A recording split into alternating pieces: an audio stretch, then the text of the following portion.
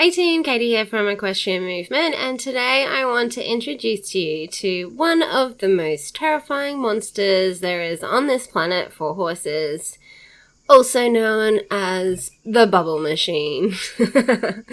This is one of our obstacles that we had at our holistic school of horse riding for our Halloween edition, hence why I am dressed up. And I knew just how terrified of bubbles horses were because of an experience that I had when I was hacking at our local ag show. They had a bubble machine start up in Sideshow Alley. And as the bubbles came wafting across the arena, my horse was holding tension until one popped on his nose, and then he absolutely lost the plot, bonkers, bucking uncontrollably. So, whilst we have all of the ghouls, the gremlins, and the mummies out, and the horses are quite happy with them, the bubble machine is one of the scariest obstacles for the horses, as you can see Angel demonstrating here. They really don't enjoy the feel of it popping on them. They don't like the fact that they move. They just really are uncomfortable with bubbles, which is fun. It's such a classic horse thing to be scared of. I'm scared of things that do move, things that don't move, things that make noises, and things that don't make noises. So Angel is giving us some really good cues and body languages here from our holistic horse handling training. So the first pillar is to choose relaxation. So you can see where she is looking for opportunities to take herself away from the bubble, down-regulate, get down into those deeper states of relaxation with the licking and the chewing. Her head is lower than her wither, and then she's giving me an I'm ready cue where she's ready to have another go at the bubbles, and she gets a little bit closer to the bubbles and you can see where the tension is building. She starts looking away to see if there's a better option for her to move away. She's going to be getting close to threshold here, so all it would take would be a twig snapping or a kangaroo jumping out of the driveway there for her to really lose her cool. But she is one of our beautiful school horses, so she is pretty good at self-regulating. So our confidence through curiosity is one of our emotional agility exercises in our holistic horse handling skills. So we are looking for our horses to choose relaxation.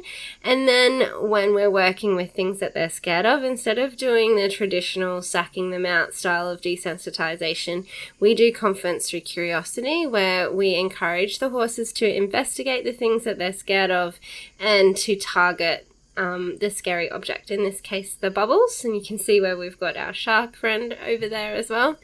There is a little caveat to this. Horses genuinely do need to be scared of something, so in Australia we need them to be conscious of snakes.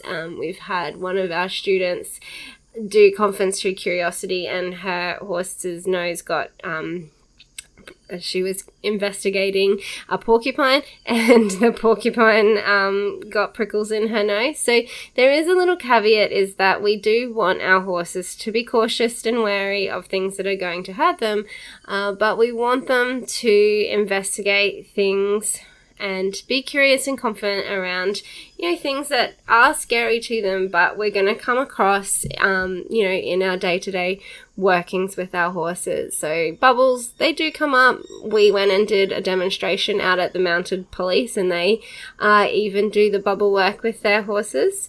Balloons on letterboxes, different things like that we know that they're going to come across. What we do is we say, if you're scared, choose relaxation. So the horses have permission to choose stop and relax if they're feeling anxious. And then when they give us an I'm ready cue, then we give them the invitation to target the thing that they're scared of. And so you can see here where we've moved on to this with Hunter. Hunter is a little bit of a different personality type to Angel, so he's got a different relationship to things that he's scared of. Angel fits more into our protector quadrant of personality types, so she's significantly more wary and concerned of things that are out of the norm, whereas Hunter fits more into our people pleaser quadrant where he's eager to make his human happy.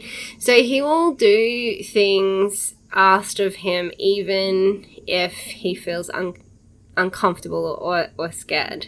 So it's nice for, working with that kind of horse because they take direction well, but you have to recognize that these guys are actually closer to threshold because they're doing it because you're telling them to, not because they're confident in their choices.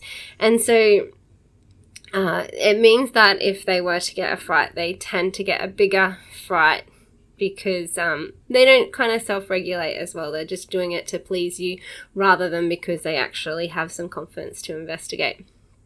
So you can see here, the first thing that we did was just getting him to walk through the bubble stream, and now we're asking him to target the bubbles, and then we're moving on to him getting closer to the actual bubble machine and targeting the barrel that the bubble machine is sitting on.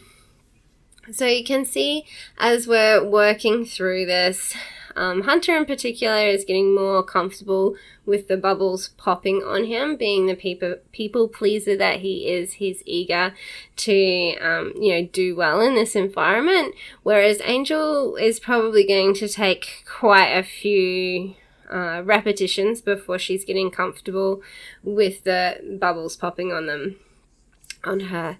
And so we're looking for signs of relaxation, signs of engagement. We're looking for congruence. So what congruence is that they're mentally and emotionally choosing the same thing that their behavior is giving. So particularly when we're working with something scary like this, you're going to have a lot more congruence because they're so close to threshold that they're very close to tipping over in their behavior anyway.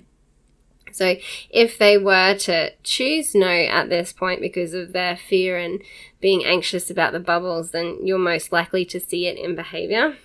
Some situations that aren't so high pressure as this for the horses, you can elicit the behavior that you're looking for and they're incongruent with it.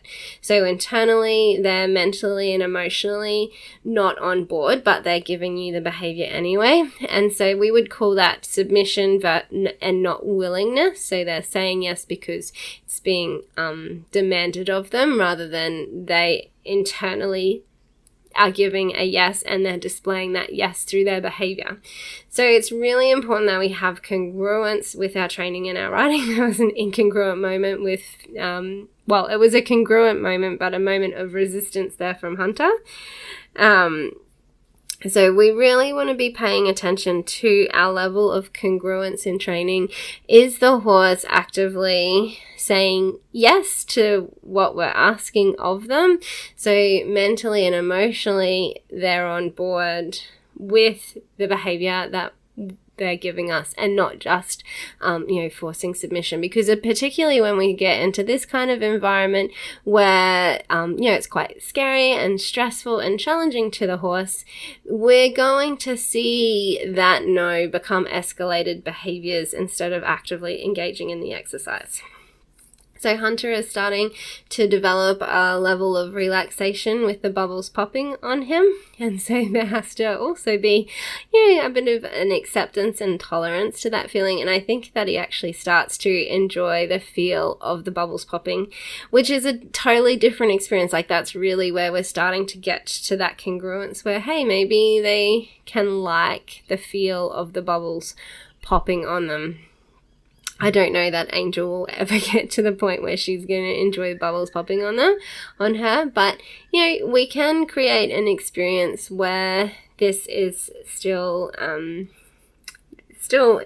positively engaging to the horse and still a good experience for them. So bringing him around to the bubbles again. This is why we do our groundwork first. We want to be having the conversation with the horses to choose relaxation and to choose curiosity instead of choosing fear and being scared. So we're shaping out that different response to their fear, and we're trying to reshape their overall response to fear in general, so that as a whole they have more confidence within themselves to overcome like scary situations, but we're also giving them the skills for how to have that emotional agility in response to fear, rather than just forcing submission and them shutting down and them becoming in that dissociative state. We're keeping them engaged and we're giving them some skills for how to deal with their fear and how to manage their fear.